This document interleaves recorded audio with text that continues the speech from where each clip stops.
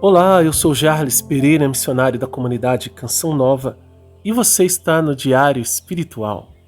Vamos fazer juntos? Em nome do Pai, e do Filho, e do Espírito Santo. Amém. Vinde, Espírito Santo, enchei os corações dos vossos fiéis, e acendei neles o fogo do vosso amor. Enviai o vosso Espírito, e tudo será criado, e renovareis a face da terra. Oremos. Ó Deus, que instruíste os corações dos vossos fiéis com a luz do Espírito Santo, fazei que apreciemos retamente todas as coisas segundo o mesmo Espírito e gozemos sempre da sua consolação. Por Cristo Senhor nosso. Amém. Primeira carta a Timóteo, capítulo 4, versículos de 1 a 16, ou seja, todo o capítulo 4.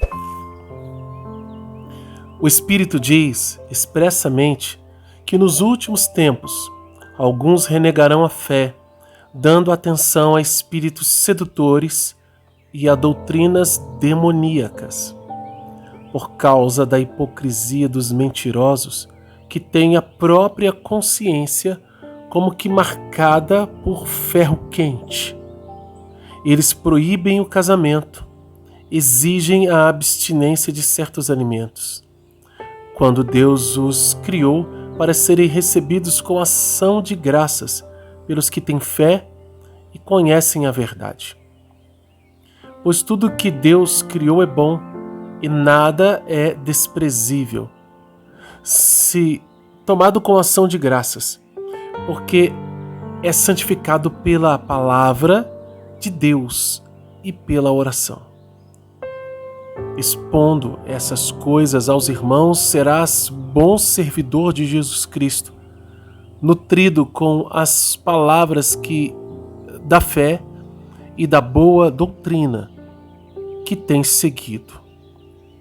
Rejeita, porém, as fábulas ímpias, coisas de pessoas caducas. Exercita-te na piedade. Há pouco serve o exercício corporal, ao passo que a piedade é proveitosa a tudo, pois mantém a promessa da vida presente e futura. Fiel é esta palavra, digna de toda aceitação. Pois se nós trabalhamos e lutamos, é porque pomos a nossa esperança no Deus vivo, Salvador de todos os homens, sobretudo dos que têm fé. Eis o que deves prescrever e ensinar: que ninguém despreze tua jovem idade. Quanto a ti, sê para os fiéis modelo na palavra, na conduta, na caridade, na fé, na pureza. Esperando a minha chegada, aplica-te à leitura e à exortação, à instrução. Não descuides do dom da graça que há em ti, que te foi conferido mediante profecia, junto com a imposição das mãos do colégio dos presbíteros. Desvela-te por essas coisas, nelas persevera, a fim de que a todos seja manifesto o teu progresso. Vigia a ti mesmo e a doutrina. Persevera nestas disposições, porque, assim fazendo, salvarás a ti mesmo e aos teus ouvintes. Palavra do Senhor, graças a Deus.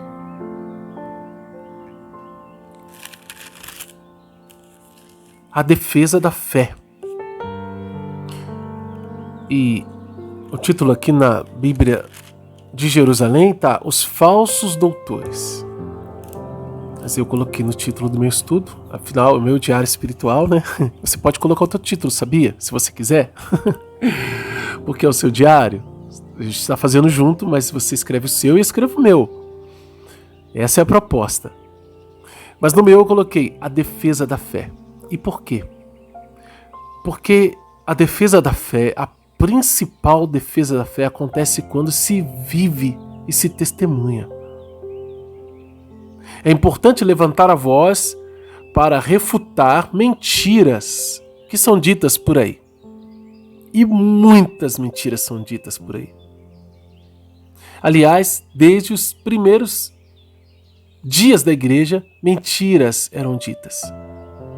Quando a igreja estava ainda no ventre, ou seja, gerada por nosso Senhor Jesus Cristo, enquanto ele caminhava conosco, já haviam mentiras que eram levantadas contra ela. Agora, já numa idade madura, assim como nos primeiros tempos, muitas mentiras, doutrinas diabólicas, etc., são investidas contra a igreja. Mas a promessa do Senhor permanece de que as portas do inferno não prevalecerão contra ela. Por isso eu coloquei a defesa da fé, porque é a vivência e o testemunho que garantem isso. E isso está escrito aqui no versículo 11 até o versículo 16. Depois a gente vai no início lá, mas aqui já tem essa ordem de Deus para São Timóteo. Eis o que deves prescrever e ensinar. Depois dele falar das fábulas, das coisas, ele diz o que você tem que fazer. Que ninguém te despreze por seres jovem, ou seja, que ninguém despreze sua jovem idade. Porque Timóteo ainda era novo, jovem. Mas olha, você tem que se valer, você precisa se, entre aspas, se impor, você precisa ser. Não se intimide. Que ninguém intimide você, porque você é novo. E alguém fala, não, você é muito novo para falar, você é muito jovem para poder tá fazendo o que você está fazendo, você não pode ser chefe aqui, ser o guia da igreja. Não. Ninguém despreze tua jovem idade. E ele vai dizer por quê. Porque ele é ungido. Porque a ele foi dado um carisma, uma missão. E aí ele fala, quanto a ti, sê para os fiéis o que? Olha só, a defesa da fé. Modelo na palavra, na conduta, na caridade, na fé, na pureza. O que Timóteo tem que ser? Modelo.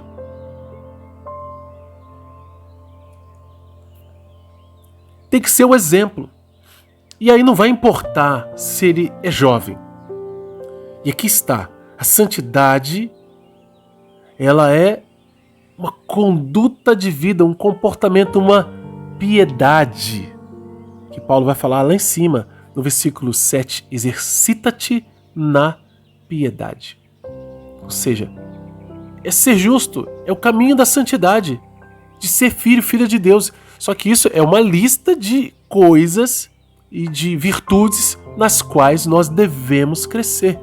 E Paulo lista algumas aqui, na palavra, ou seja, conhecedor das Sagradas Escrituras, modelo de quem se debruça sobre elas para as conhecer. Olha que lindo! Você está fazendo esse caminho também, porque agora você está fazendo justamente o que a palavra de Deus está mandando. Nós estamos nos debruçando sobre ela para a conhecer. E não para colocar uma medalha no peito, dizendo, olha, conheço a Bíblia, sei o que está escrito nela, decorei um monte de versículos. Não. É para ser modelo. E o modelo é aquele que encarna a palavra de Deus. Você pode não se lembrar de um monte de versículos, mas se você obedece o que neles está escrito, se você vive o que Jesus ensinou, você é modelo na palavra. Por quê? Porque não adianta nada ouvir e não pôr em prática. Jesus mesmo disse isso. Só constrói sobre a rocha aquele que ouve as palavras e as põe em prática. Assim a gente se torna modelo. Porque senão a gente é só um papagaio, uma gravação em que a gente repete as coisas, mas não, um modelo é aquilo que serve de vitrine para que os outros sigam. Serve de molde para os outros. Você copia aquele modelo para fazer outro igual. Por isso que é modelo. E é isso que a gente é chamado a ser. É isso que Timóteo é chamado a ser. Modelo na palavra, na conduta, na caridade, na fé, na pureza. Olha, um comportamento. Esse comportamento, essa conduta é fruto de uma vida interior. Não é um teatro. Não, é uma caridade verdadeira. A fé e a pureza igualmente. Versículo 13. Esperando a minha chegada, que Paulo ainda está longe, aplica-te à leitura, à exortação e à instrução. Ensina, prega a palavra. Como Paulo vai dizer na segunda carta, oportuna e inoportunamente. Então a gente tem que evangelizar assim. Então está sendo chamado a isso. Dedica-te à leitura, à exortação, à instrução. Versículo 14, não descuides do dom da graça que há em ti, do carisma, ou do dom da graça que há em ti, que te foi conferido mediante a profecia, junto à imposição das mãos do colégio dos presbíteros. Paulo faz questão de lembrar isso para Timóteo. Timóteo. E na segunda carta, ele vai dizer, inflama o carisma que está em ti. Gente, e por quê? Porque a vida de Timóteo não estava fácil. Padre Jonas diria, aguenta firme, meu filho. Aguenta firme, minha filha. O que é esse aguenta firme? É suporta, persevera, mantém-te fiel. Você recebeu um chamado, uma missão, você tem que cumprir. Você precisa ir até o fim. Esse quer dizer, aguenta firme, meu filho. Aguenta firme, minha filha. Do ladinho do os santos ou nada, esse aguenta firme é uma palavra da vida do Padre Jonas. Aguenta firme. E é o que ele tem feito. E é o que nós devemos fazer também. Às vezes a gente baqueia, na verdade. Balança um pouco, porque as tribulações elas não são brincadeira. São difíceis, mas persevera. Não te descuides do dom da graça. Você recebeu um dom, uma graça para exercer uma missão a ti confiada. Assim como eu. Então, não posso me descuidar. Preciso ir até o fim, obedecendo à vontade de Deus. E aí ele continua, versículo 15, desvela-te por essas coisas, nelas persevera, continua, a fim de que a todos seja manifesto o teu progresso. As pessoas precisam ver. Não basta você ser no seu interior. Não, mas você é a luz, Timóteo. Você precisa ser essa luz e as pessoas precisam ver brilhar essa luz. Isso é importante para que você seja um modelo. Olha, que difícil. Viver a pureza, a conduta, a caridade, a fé, a palavra. Ser humilde o suficiente. Olha que contradição, né? Para deixar que essa luz seja manifestada aos outros. Esse progresso na fé. Por quê? É isso que vai guardar a fé naqueles corações. Vigiar a ti mesmo e a doutrina. Olha, a defesa da fé está nisso, gente. Na vivência, no testemunho. Persevera nessas disposições, porque assim, fazendo, salvarás a ti mesmo e a teus ouvintes. Por quê? Agora a gente vai lá para o início. Nossa, hoje vai ficar grande esse estudo, né? Mas é isso. A meditação da palavra, sem ela, a gente não entende aquilo que Deus quer nos falar. E o Espírito Santo que nós pedimos está nos iluminando. O que ele diz? Versículo 1. Promessa, viu? Do 1 até o 3. Já anota aí. O Espírito diz expressamente que nos últimos tempos alguns renegarão a fé, dando atenção a espíritos sedutores e a doutrinas diabólicas, por causa da hipocrisia dos mentirosos que têm a própria consciência como que marcada por ferro quente. Eles proíbem casamento, exigem a abstinência de certos alimentos, quando Deus os criou para serem recebidos com ação de graças pelos que têm fé e conhecem a verdade. Olha só. Naquele tempo, como hoje, existem pessoas assim, mas de tempos em tempos isso aumenta de tal maneira, como hoje, de uma forma diferente, se proíbe o casamento. Como se faz para proibir o casamento? Não é aquela proibição de, olha, não pode casar, viu? Põe um guarda lá na frente da igreja, prende o padre se ele fizer o casamento, prende os noivos, né? Vigia, se você vê um fogo de artifício tocando em alguma coisa, aí as pessoas têm que casar lá no escondido, dentro de casa. Não, não é isso. Não é isso. A proibição do casamento, ela está vindo de uma maneira ideológica. Ela vem na cabeça das pessoas. Ela é um trabalho de anos a fio, sabotando a família, sabotando a confiança entre marido e mulher, sabotando os relacionamentos, sabotando o relacionamento de pai com filho, de filho com pai, de tal maneira em que casar se torna um erro, uma loucura, onde as pessoas falam, quem é que quer casar desse jeito? Veja, queridos, é uma proibição velada. E aí, como as pessoas têm a necessidade de ficarem juntas, de constituir família, isso foi criado por Deus, olha o que ele está falando. Quando Deus os criou para serem recebidos com ação de graças. Deus criou para isso. Jesus fala no Evangelho, no princípio não foi assim. Deus criou homem e mulher e falou, crescei e multiplicai-vos. O homem deixará seu pai e sua mãe, se unirá à sua mulher, e os dois serão uma só carne. Casamento é isso. Mas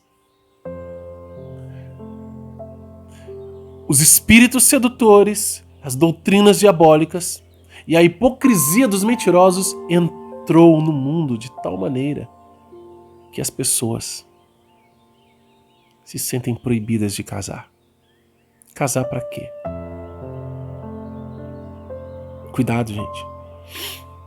Tenhamos cuidado. E isso aqui, ó, esse trecho aqui, do 2 ao 4, também é princípio eterno, porque essas pessoas influenciadas pelo diabo têm essa consciência marcada por ferro quente. O que é isso? É como se a gente faz, né? As pessoas na fazenda pegam e marcam o gado e aquilo fica na marca. Aquela marca, desculpa, fica nas pessoas, no gado, não sai. Ah, esse gado é meu. Como é que você sabe que é seu? Olha lá a marca ali, ó. As iniciais do dono. Só que Paulo está dizendo que essa consciência é que está marcada com ferro, ou seja, pessoas com extrema dificuldade de crer. Uma consciência que não se converte de forma alguma. Existem pessoas até mesmo que conhecem a Deus, vão à igreja, mas fazem a leitura da fé de acordo com essa consciência marcada a ferro quente. Sério, né? E verdadeira, infelizmente, verdadeiro nos dias de hoje. Então, a atitude deles é o quê? Proibir o que Deus disse que é bom e é para ser tomado em ação de graças. O que eles proíbem? Proíbem as coisas mais essenciais, naturais. Proíbem o casamento, fazem uma proibição com certos alimentos. E aí ele está falando, isso está errado. Aí versículo 4 também é um princípio eterno, 4 e 5.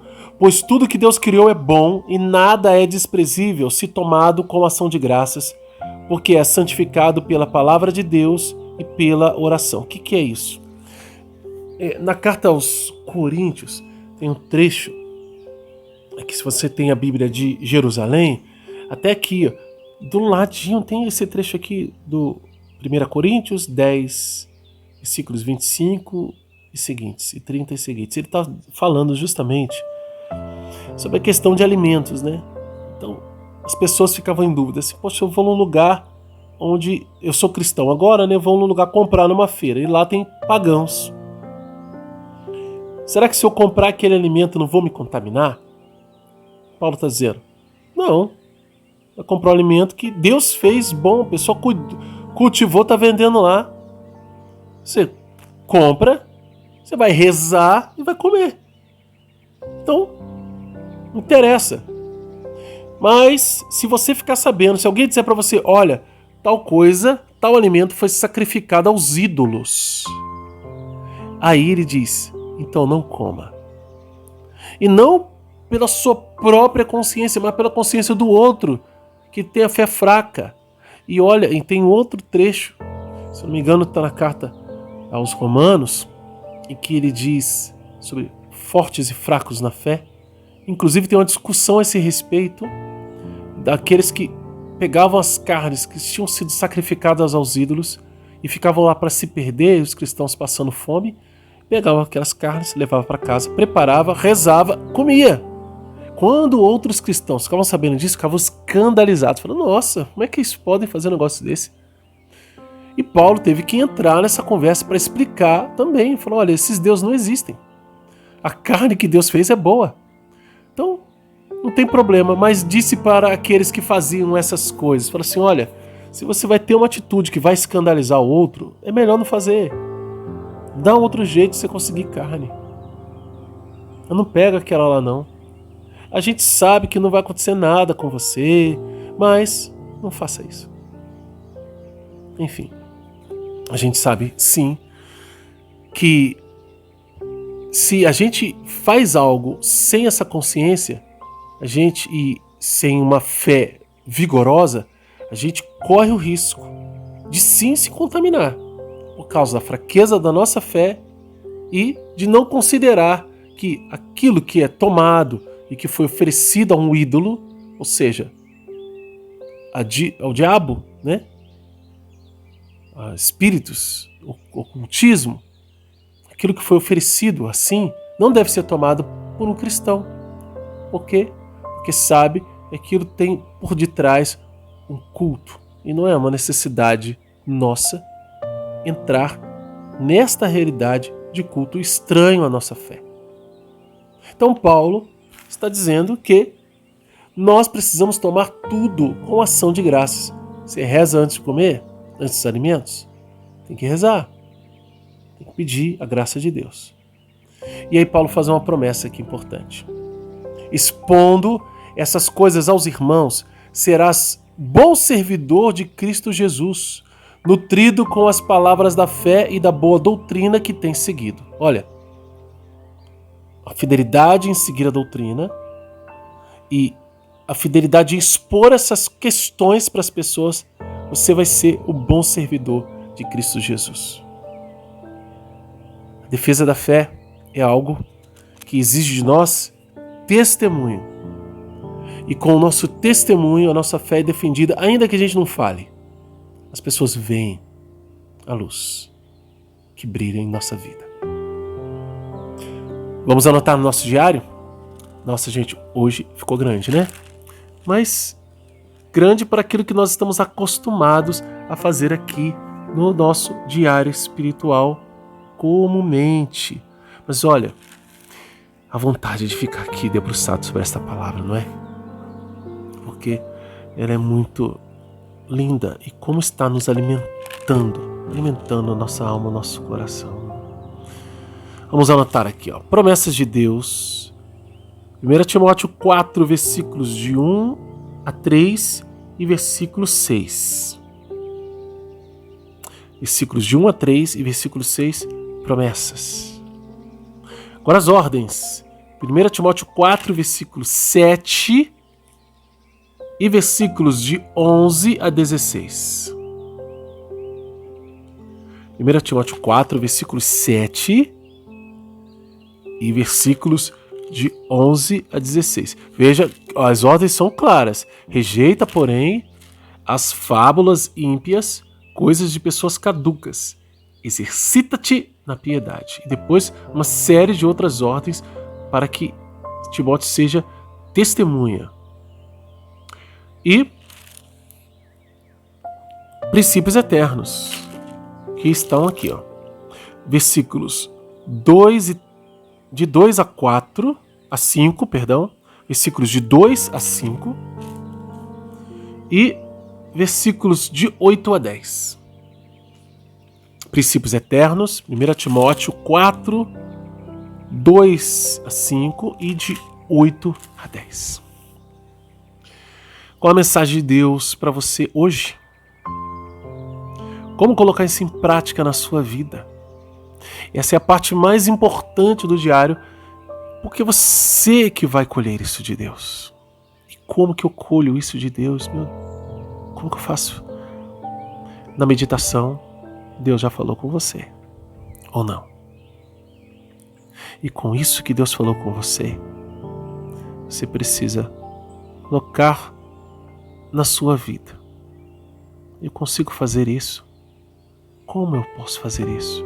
E vai conversando com Deus, pedindo essa luz do Espírito para que você possa entender. É assim que eu preciso fazer.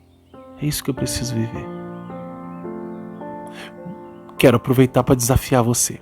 Bom, se você tiver coragem, né? E quiser também, não é obrigado, tá? Coloca aqui nos comentários o que você quer, o que você vai fazer diante dessa palavra hoje, tá bom? Não é obrigado, né? Você pode comentar sobre o estudo, sobre aquilo que ficou mais forte, o versículo que mais te marcou e dar glória a Deus por ele. Mas se quiser também partilhar algo a mais profundo, fique livre. Isso vai fazer as outras pessoas crescerem também. Amém? Convido você a se inscrever aqui no canal, acionar o sininho da notificação e deixar um like, porque o seu like evangeliza. Você percebeu que esse canal é diferente dos outros? De tantos outros? É um canal em que nós vamos nos acompanhar mutuamente, vamos fazer companhia uns para os outros nesta caminhada na palavra de Deus. Você topa? Então vamos fazer juntos. Que Deus abençoe você. Ó Maria concebida sem pecado, rogai por nós que recorremos a vós.